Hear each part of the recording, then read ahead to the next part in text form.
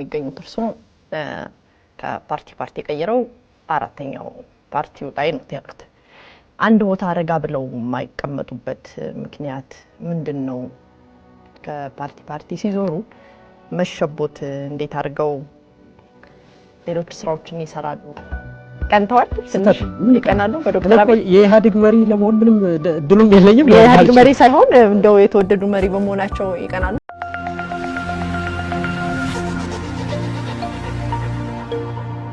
ህልሞና ኑሮ የሚገናኝበት በቪላ ቤት ዲዛይን የተሰሩ ውብና ማራኪ እይታ ያላቸው አፓርትመንቶቻችን ከ431 ሺህ ብር ቅድመ ክፍያ ጀምሮ ገዝተው መክፈል ባይችሉ እንኳን ትርፋማ ሆነው የሚሸጡበት አዲሱ ዲያስፖራ ብሎግ ለሽያጭ ተለቀቀ። እንኳን ደስ አላችሁ! በ8% ቅድመ ክፍያ እየኖሩበት የሚከፍሉት 60% የባንክ አማራጭ ተመቻችቷል። ምን ይሄ ብቻ! የቪአይፒ ቦታዎቻችን ኮምፓውንዱን ልዩና ተመራጭ ያደርጉታል። ቀድሞ ለተመዘገቡ 20 ሰዎች እንዲሁም በጋራ ለሚገዙ ቤተሰቦች ተጨማሪ ዳጎስ ያለ ቅናሽ ተደርጓል። በ090854 3454 ላይ በመደወል ቤቶን ይሸምቱ። ዴምሲ ሪል ስቴት ግን እንደ ኢትዮጵያዊ እንደ ዜጋ ነው። አሁን ሰዎች ዲፋይን ሲያደርጉ አንድ ሰው ለምሳሌ ኦሮሞ ፈርስት ነኝ የሚል ሰው አለ።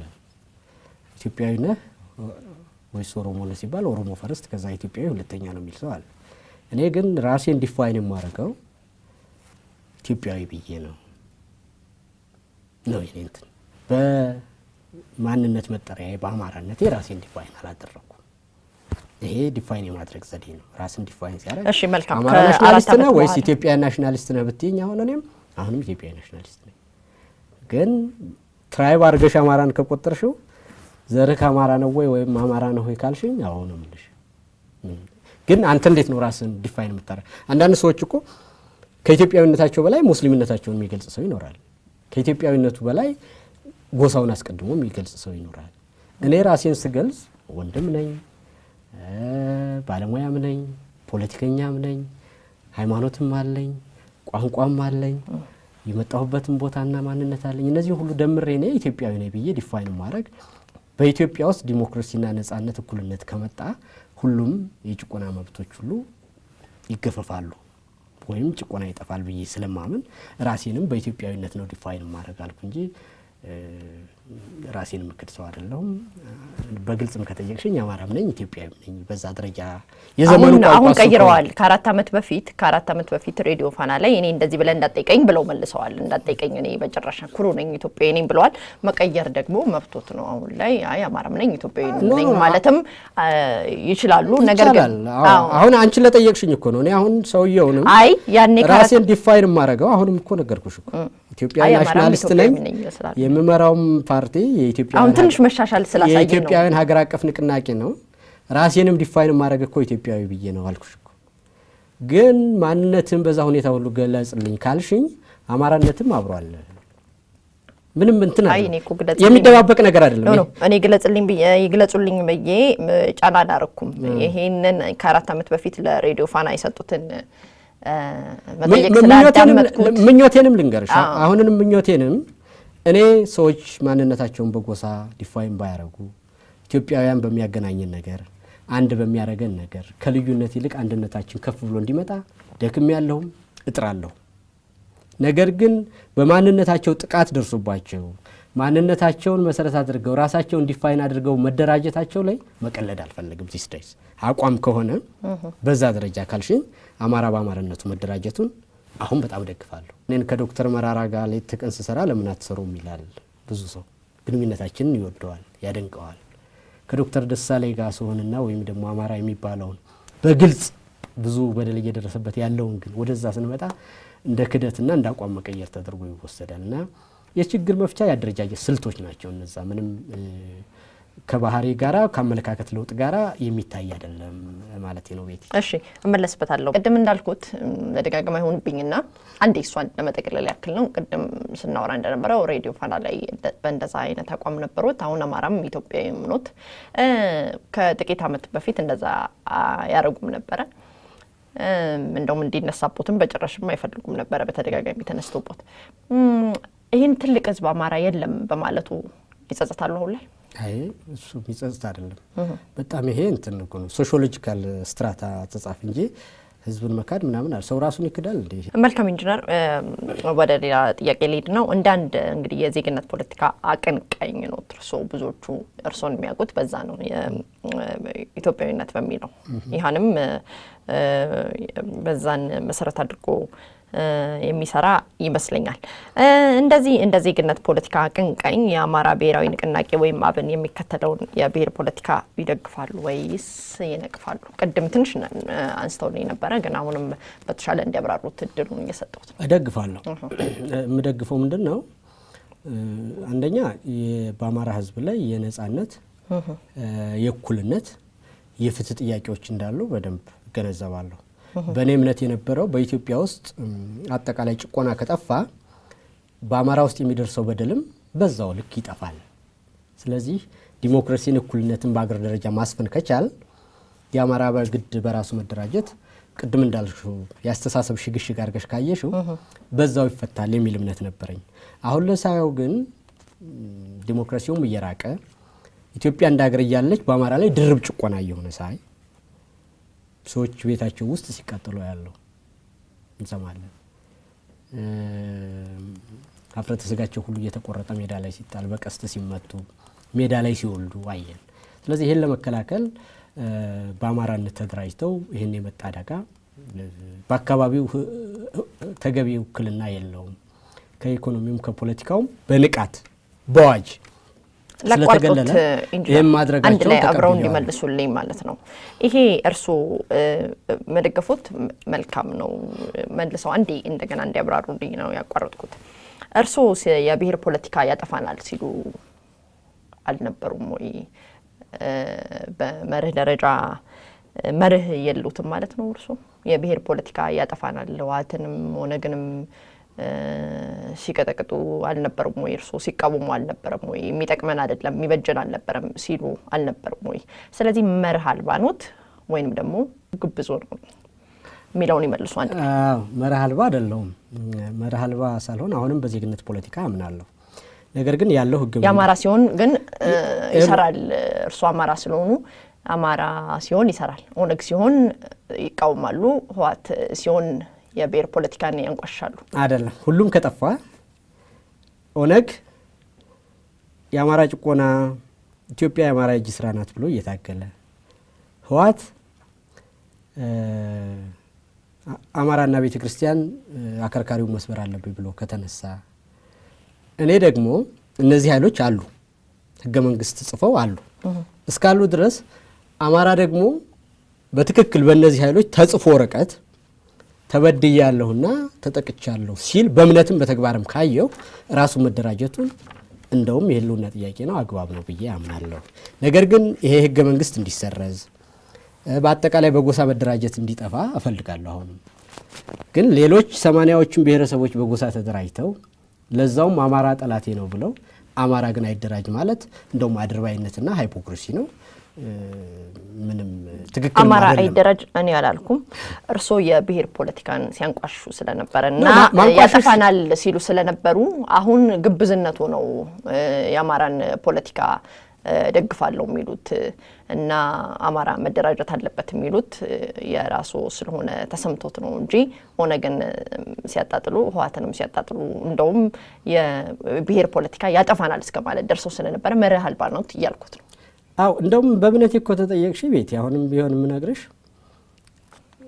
በፓርቲ በብሔር መደራጀት ኢትዮጵያ ውስጥ ብቻ ነው ሌላ ዓለም የለም እንዲጠፋ መታገላለሁ ነገር ግን ሌላው ተደራጅቶ ሌላው ካልተደራጀ ጉዳቱ ድርብ ጭቆና እየሆነ ስለሆነ ለአማራ የአማራን መደራጀት መፍቀድና መደገፍ እንደውም ሚዛን ለማስጠበቅ ይጠቅማል አብን አመራሮች ጋር ይገናኛሉ በምንድነው የሚያግዟቸው ወይስ እንገናኛለን አንዳንዶቹም ቅድም እንደነገርኩሽ ሰማያዊ ውስጥ የነበሩ ከዛ በኋላ በማንነት መደራጀቱ ቅድሚያ እንሰጣለን አመራር ውስጥ ያሉ ሰዎች እዛም ውስጥ ያሉ አሉ አሁን ጋሻው መርሻም ብትወስጂ የድርጅት ጉዳይ ኃላፊው ሰማያዊ ውስጥ የነበረ እኔ በነበርኩ ጊዜ አደረጃጀት ጉዳይ ኃላፊ ነበረ ነው እነ ዶክተር ደሳለኝንም እነ በለጠንም አቃቸዋለሁ አገኛቸዋለሁ እነ ክርስቲያንና ያን ያህል አልደግፍኳቸውም አረዳኋቸው እኔ ባለኝ አቅም እንጂ ብደግፋቸው ብረዳቸው ደስ ይለኛል። ኢትዮጵያ ሆቴል ምን ነበር ቀዳሚ ቀን ከአብን አመራሮች ጋር ነበሩ ምን እየሰሩ ነበር?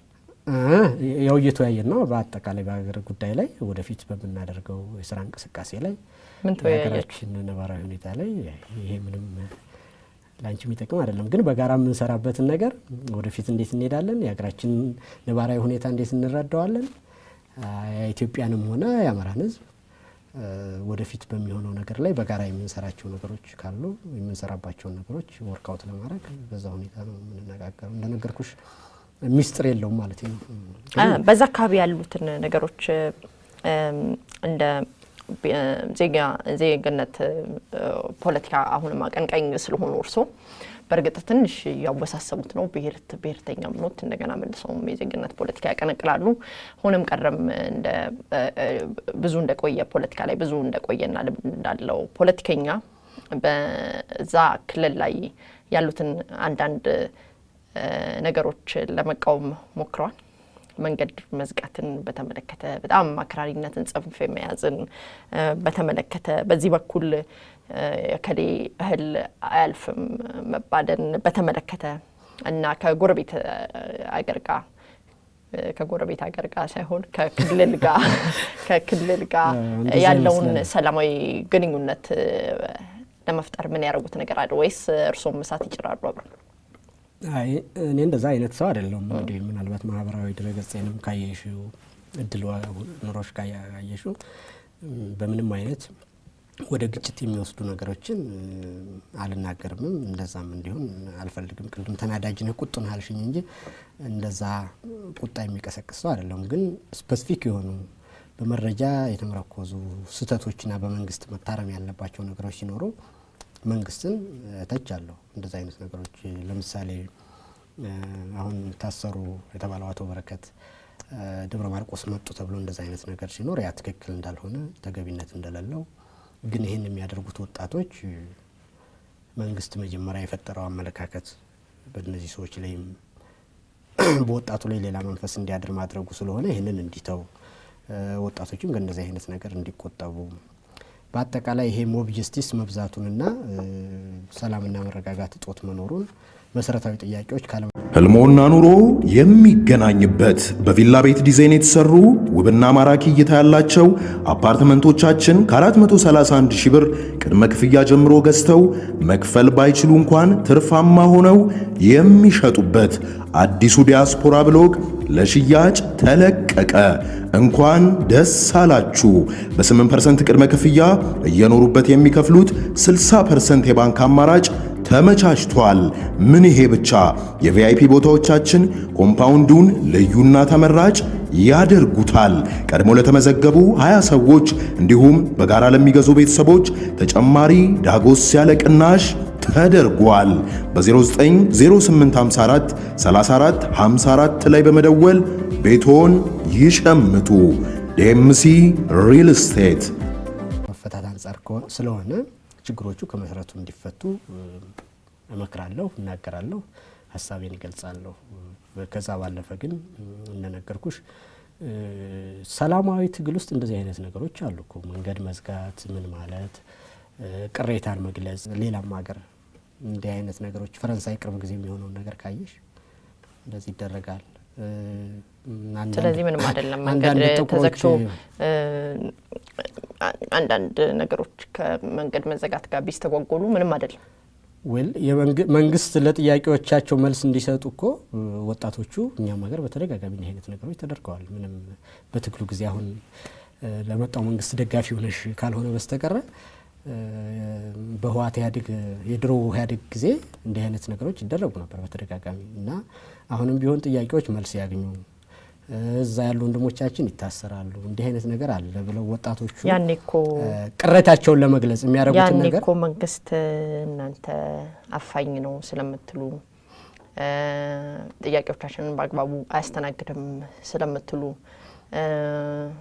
ጨፍጫፊ ነው ያስረናል ስለምትሉ ነው መንገድ ሲዘጋ የነበረው አይደል? አሁን በሰላማዊ ሁኔታ ሰዎች መንገድ ሳይዘጉ ሐሳባቸውን የማይቀበል ሰው አለ እንዴ? አይ እሱ መች ደረስንና በተቋም የተገነባና በዛ ደረጃ መልክ ያለው ነገር እኮ አልተፈጠረም ቤት ያው። ስለዚህ ወጣቶች የተደራጁ መንገድ መዝጋታቸው ጥያቄያቸውን ሰሚ ስለይደ ነው የሚሉት። አው ማለት ጀስቲስ ከእንትን ካለ ህግና ስርዓትን መንግስት ካስከበረ የህዝብን ጥያቄዎች በአግባቡና በጊዜው ከመለሰ የፕሮፓጋንዳው ሽርጉድ አብቅቶ መሰረተኛ ለሆኑት ለህዝብ ጥያቄዎች መልስ መስጠት ከጀመረ ወጣቶችም ነገም በተስፋ ማየት ይጀምራሉ። መንግስት ምን እያደረገ እንደሆነ ችግራቸውን በምን መልኩ እንደያዘው ይገነዘባሉ።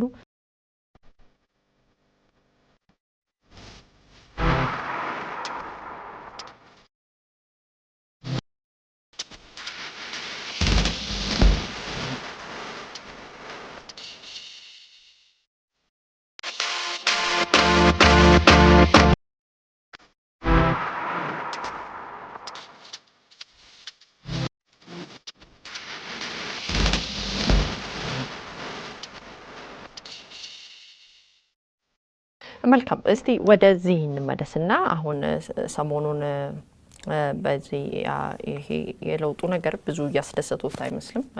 አስተያየቶቹን አይቻለሁ፣ ቪዲዮውን አይቼዋለሁ። ወደዚህ ከመምጣቴ በፊት አንዳንድ ቅሬታዎችና ትችቶችን አቅርበዋል።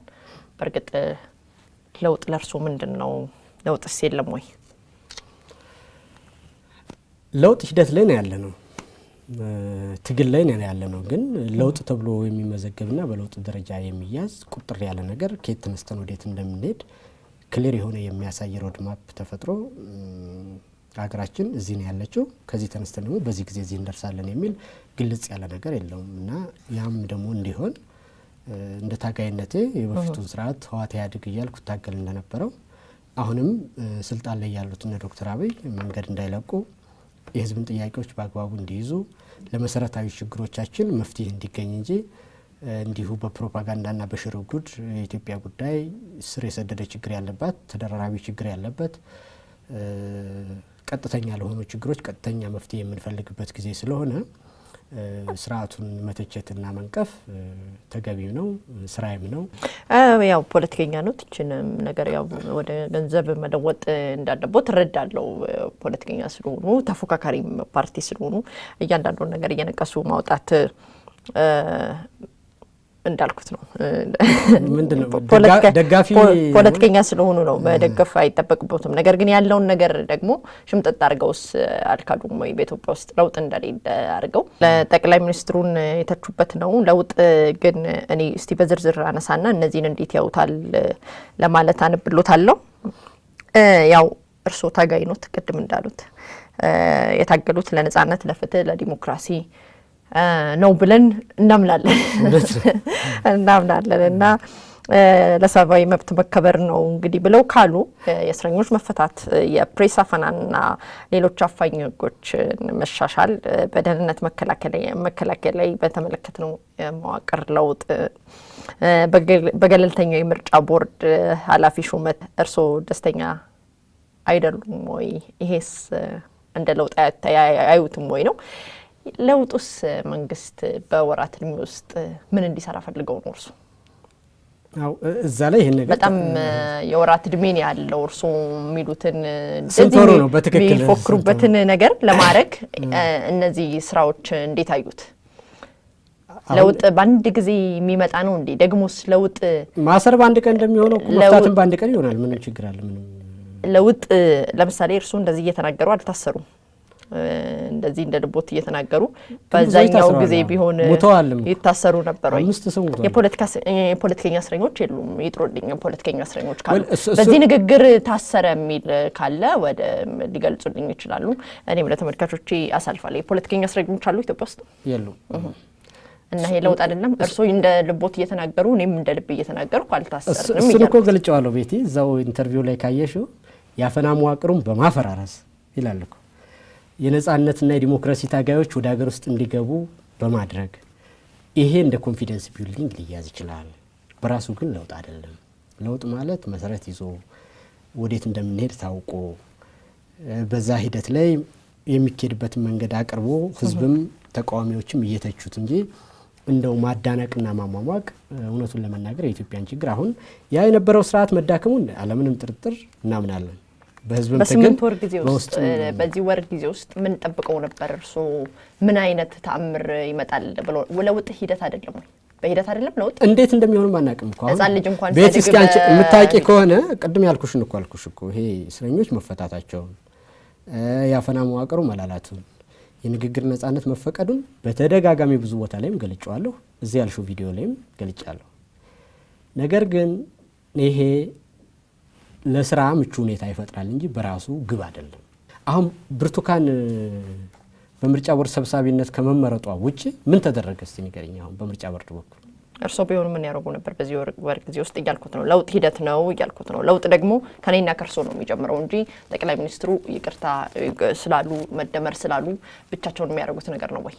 እርሶ ካልተለወጡ እኔ ካልተለወጥኩ እርሶ በድንጋይ መንገድ ይዝጉና ያምጹ እያሉኝ እኮ ነው። አሁን እርሶ ይሄን አመለካከቶትን ካልለወጡ አገር እኮ ህዝብ ነው የሚለውጠው። እውነት ነው።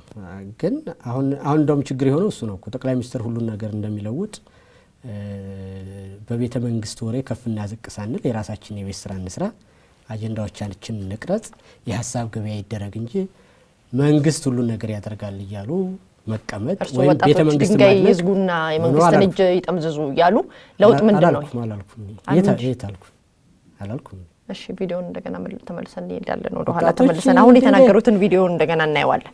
ድንጋይ በመዝጋት ጥያቄዎቻቸውን ማቅረብ ይችላሉ እያሉኝ ነው። ለውጥ በመጀመሪያ ከአመለካከት እርሶ ፖለቲከኛ ስለሆኑ ከርሶ ነው የሚጀምረው። ከዛ እርሶ እኔን ይለውጡኛል፣ ማህበረሰብን ይለውጣሉ። ለውጥ እንደዛ ነው። መንገድ ይዝጋና እያሉ አመጽ እያነሳሱ ጠቅላይ ሚኒስትሩ ተአምር እንደሚያወርዱ ለምን ያስባሉ? አላነሳሳም። ይኸውልሽ ወጣቶች መንገድ ሲዘጉ አውግዘዋለሁ ያልሽኝ አይደለም? ለጠየቅሽኝ ጥያቄ ኮንቴክስት የሚባል ነገር አለ። ይሄንን ነገር እኔ ስናገር ደግሞ እነዚህ ጥያቄዎች ወጣቶች በፊትም ሲያደርጉት የነበረ ነገር ነው።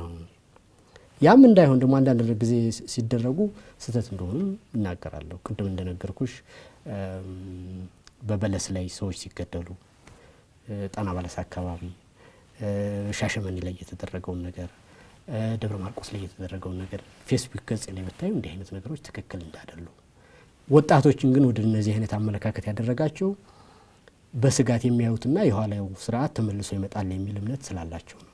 ስለዚህ ለወጣቶች የስነ ልቦና ትምህርትና እንዲህ አይነት ነገሩ እንደሌለ ከገዢዎቹ በአግባቡ ሊነገር ይገባል ብዬ ሀሳብ ሰጥቻለሁ።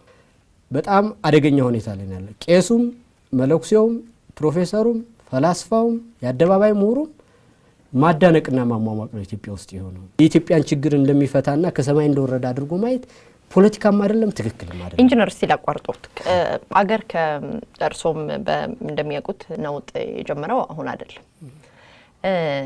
ይሄ የለውጥ መንገዱ ኢትዮጵያ ከነበረችበት ነገር አንጻር እርሶ አገር እየፈረሰ ነው እንደ ዩጎዝላቪያ መሆናችን ነው ብለው በጣም ክፉ ትንቢትም ስለተናገሩ ማለት ነው ታችሁ ቪዲዮ ላይ አገር የፈረሰው አብዮታዊ ዲሞክራሲ የተጠነሰሰ ቀን ነው የሚሉ ፖለቲከኞች አሉ። አገር የፈረሰው ወንድ ልጅ ወንድን ሲደፍር ነው የሚሉ ሰዎች አሉ።